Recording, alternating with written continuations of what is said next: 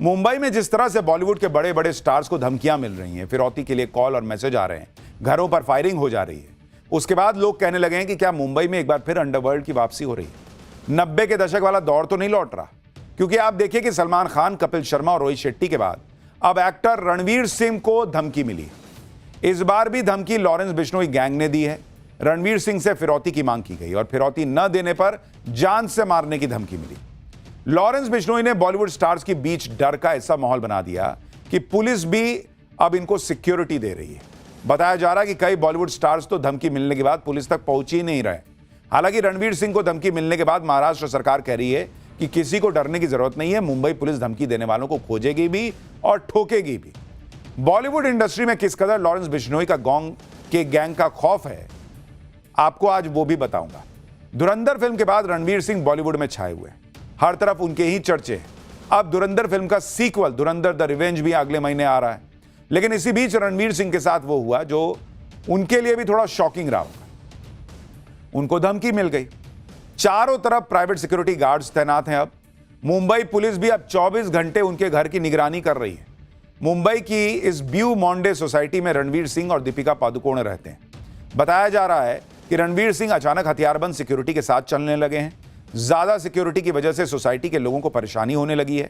ऐसे में जब लोगों ने शिकायत की तो पुलिस ने रणवीर सिंह से पूछताछ की। बताया जा रहा है कि पूछताछ में रणवीर सिंह ने धमकी के बारे में पुलिस को बताया। उन्होंने बताया कि धमकी भरा वॉइस नोट और व्हाट्सएप मैसेज मिला था, जिसमें 3 से 5 करोड़ रुपए की फिरौती की मांग की गई थी। धमकी देने वाले ने खुद को लॉरेंस बिश्नोई गैंग से जुड़ा बताया था। लॉरेंस गैंग का नाम सामने आने के बाद पुलिस ने सबसे पहले रणवीर सिंह की सुरक्षा बढ़ा दी। अभी जांच की जा रही कि यह मैसेज कहां से आया था और किसने भेजा था। अभी ना तो रणवीर सिंह की तरफ से कोई आधिकारिक बयान आया है, ना ही पुलिस ने कोई खुलासा किया है।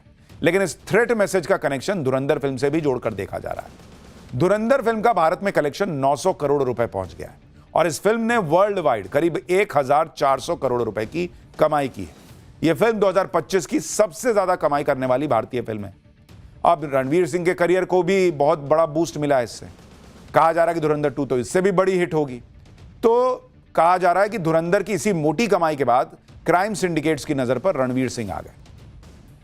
रणवीर सिंह को धमकी ऐसे वक्त में मिली है जब मुंबई पुलिस रोहित शेट्टी के घर पर हुई फायरिंग के मामले में ऑलरेडी जांच कर रही है और अब मुंबई पुलिस को अपनी इन्वेस्टिगेशन में पहले ही भनक लग गई थी कि बड़े बॉलीवुड स्टार्स को धमकियां मिल रही हैं। पुलिस इन्वेस्टिगेशन में पता चला था कि लॉरेंस गैंग के निशाने पर बॉलीवुड की 5 हस्तियां हैं। सूत्रों के मुताबिक 5 बॉलीवुड हस्तियों को वसूली के लिए धमकाने के कॉल आए हैं। वसूली के लिए लॉरेंस बिश्नोई गैंग का गुर्गा शुभम लोनकर सेलिब्रिटीज को धमका रहा है। बिश्नोई गैंग का गुर्गा शुभम लोनकर कौन है वो भी बताऊंगा, लेकिन पहले यह देखिए कि बॉलीवुड में लॉरेंस गैंग का खौफ इस कदर है कि महाराष्ट्र के सीएम को सामने आना पड़ा। सीएम देवेंद्र फडणवीस को कहना पड़ रहा है कि महाराष्ट्र में किसी गैंग को पैर पसारने नहीं देंगे। कोई भी गैंग हो, मुंबई में हम उनको पैर पसारने नहीं देंगे। इससे पहले भी प्रयास जिन्होंने किया, मुंबई पुलिस ने उनको अपनी जगह दिखाई है और अभी भी कोई भी प्रयास करेगा तो जगह दिखाई जाएगी। कई बार ये ध्यान में आता है कि कुछ पब्लिसिटी लेने के लिए भी ऐसी चीजें की जाती है, क्योंकि जब किसी स्टार के स्टाफ को धमकी मिलती है तो उसकी बड़ी खबर बन जाती है और फिर वो दिन भर खबर चलती है, उसमें से पब्लिसिटी लेने की भी कोशिश होती है। तो मुझे लगता है इससे किसी को डरने की आवश्यकता नहीं है। मुंबई पुलिस ये बहुत सक्षम है, ढूंढकर निकालेगी और ठोकेगी। लॉरेंस बिश्नोई का सलमान के साथ काला हिरण केस उसी वक्त से 36 का आंकड़ा दोनों का रहा है। लॉरेंस ने कई बार सलमान खान को धमकियां दी। अप्रैल 2025 में सलमान के घर पर फायरिंग भी करवाई, जिसके बाद सलमान खान की सिक्योरिटी बढ़ानी पड़ी। लेकिन लॉरेंस बिश्नोई सलमान खान का पीछा ही नहीं छोड़ रहा। अब लॉरेंस बिश्नोई ने सलमान खान के एक और करीबी रिश्तेदार को धमकी दी। बताया जा रहा है कि सलमान खान के रिश्तेदार को लॉरेंस बिश्नोई गैंग की तरफ से ईमेल भेजा गया है, जिसमें धमकी देने के साथ करोड़ों रुपए की फिरौती भी मांगी गई है। सलमान के परिवार ने पुलिस में शिकायत की है, जिसके बाद इन्वेस्टिगेशन शुरू हो गई है। नाम का तो खुलासा नहीं हुआ, लेकिन बताया जा रहा है कि यह शख्स खुद भी बॉलीवुड में एक्टर के तौर पर काम करता है। यानी लॉरेंस बिश्नोई गैंग जो है, उस पर आरोप लग रहा है कि वो एक के बाद एक बड़े बड़े फिल्म स्टार्स को धमकी पे धमकी दिए जा रहा है। आज बंगाल के ओवैसी कहे जाने वाले हुमायूं कबीर ने अपने हाथों से मुर्शिदाबाद में बाबरी मस्जिद की बुनियाद की ईंट रख दी। बाबरी का काम शुरू करने से पहले बंगाल के ओवैसी हुमायूं कबीर ने करीब 1200 लोगों के साथ कुरान का पाठ भी किया। हुमायूं कबीर ने ममता बनर्जी को चुनाव में हराने का ऐलान किया। ऐसे में बाबरी की नींव रखने के दौरान मुस्लिम धर्मगुरुओं के साथ ही हिंदू धर्मगुरुओं को भी अपने मंच पर जगह दी। नींव तो पहले उस दिन रख दिए थे, अब काम जो शुरू हो रहा है उसकी नींव रख दी है। बंगाल के ओवैसी ने ऐलान किया है कि मुर्शिदाबाद में यूपी के अयोध्या वाली बाबरी जैसी ही मस्जिद तैयार की जाएगी, जिसका एक मॉडल भी कुछ दिन पहले वो जारी कर चुके हैं। और जिस तरह बाबरी मस्जिद के लिए मुसलमानों की भीड़ जुट रही है, लोग भाई देख रहे हैं ईंटा उठा उठा के ला रहे हैं कि इसी से बनाओ मस्जिद, उसने ममता बनर्जी की टेंशन बढ़ा दी। ममता बनर्जी बाबरी मस्जिद के लिए खोदे जा रहे गड्ढे में अपना मुस्लिम वोट बैंक दफन होता देख रही होंगी। बाबरी मस्जिद का मैसेज पूरे बंगाल तक पहुंचने लगा है और इसके लिए बंगाल के ओवैसी यात्रा भी निकालने वाले हैं। बाबरी मस्जिद की तस्वीर वाली टी शर्ट बांट रहे हैं, देख रहे हैं, टी शर्ट में फोटो छप गया है। मुर्शिदाबाद में जिस जगह बाबरी का काम शुरू हुआ है, वहां से हमारे सहयोगी की एक रिपोर्ट देखिए, फिर बताता हूं कि यूपी के सीएम योगी आदित्यनाथ ने कयामत वाली बात कही तो बंगाल के ओवैसी कैसे बाप तक चले गए।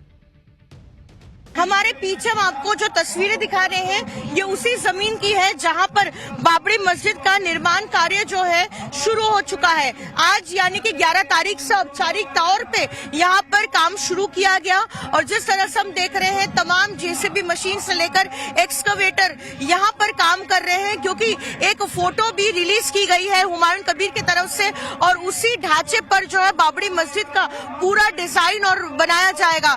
यहाँ हम तस्वीरों के माध्यम से देख रहे हैं कि यानी बाबरी मस्जिद बनाने का काम पूरे जोर शोर से शुरू हो गया है। आप ये भी देखिए कि मुर्शिदाबाद में बन रही बाबरी मस्जिद के लिए बंगाल के ओवैसी के समर्थन में भीड़ जुट रही है। मस्जिद के लिए आ रहा करोड़ों का चंदा और इधर बीपी बढ़ रहा है टीएमसी का। दरअसल बंगाल में मुस्लिम वोट बैंक के सहारे ही ममता बनर्जी ने कभी लेफ्ट का किला गिराया था। अब बंगाल के ओवैसी हुमायूं कबीर इसी मुस्लिम वोट बैंक के दम पर ममता बनर्जी को हराकर बंगाल का किंग मेकर बनने का सपना देख रहे हैं। 2011 की जनगणना के मुताबिक बंगाल में 27% मुस्लिम है।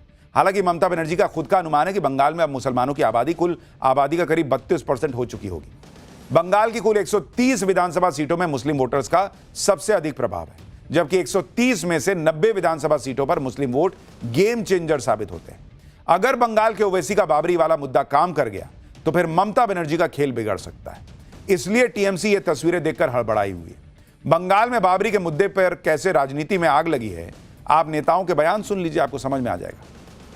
अभी इलेक्शन के पहले भाजपा यहाँ पर थोड़ा ये जो है ये पॉलिटिक्स में वो थोड़ा 2-3 बी टीम, सी टीम, डी टीम खड़ा कर देने का कोशिश कर रहे हैं। इसका ये सब पुतला है, इसका ओरिजिनल जो कंट्रोल है ये सब कंट्रोल दिल्ली से होता है। जो ममता जी चाह रही वही हो रहे।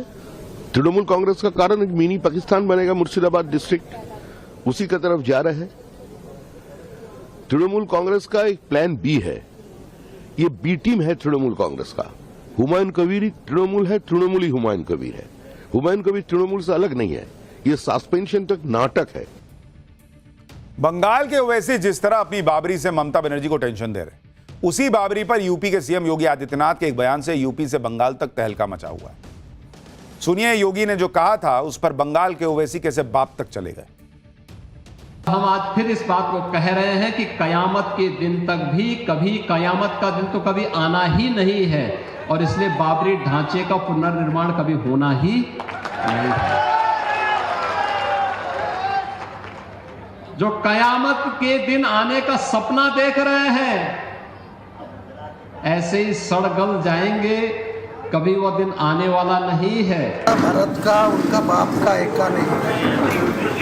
योगी आदित्यनाथ बोलने दीजिए, नहीं बंगाल के रहने वाला है, लखनऊ नहीं है, ये यूपी नहीं है, ये बंगाल है या मुर्शिदाबाद है। मैं यहाँ मस्जिद बना के ही छोड़ूंगा, किसी को कोई रोक सकता रोक लीजिए।